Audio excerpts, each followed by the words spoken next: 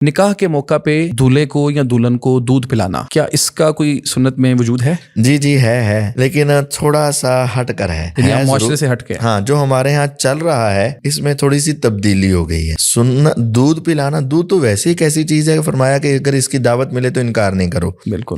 لیکن شادی کے موقع پر خصوصی اس کا ذکر ہے۔ نبی کریم صلی اللہ علیہ وسلم کی شادی ہوئی سیدہ عائشہ رضی اللہ عنہا کے ساتھ، تو گھر کی خواتین نے حضور کو دودھ پیش کیا، اور پھر انہوں نے پہلے تو ہچکچاہٹ کا اظہار کیا، جیسا کہ حیا ہوتا ہے، پھر ان کو پلا دیا گیا۔ تو یہ ایک سنت ہے کہ جب وہ میاں بیوی گھر میں پہنچے، اپنے گھر میں ہوں، تو اس وقت گھر کی خواتین جو ہیں وہ ان کو دودھ پیش کریں، مرد پیے اور اپنا بچا ہوا عورت کو دے، اس سے محبت بڑھے گی۔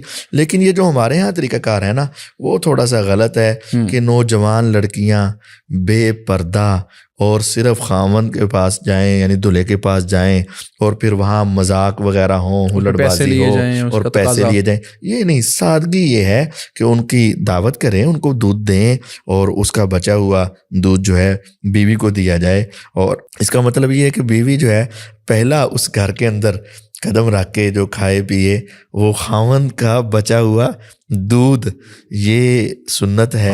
پہلا سمجھیں اس کا کھانا یا پینا یہی ہے، پہلا کھانا پینا یہی ہے۔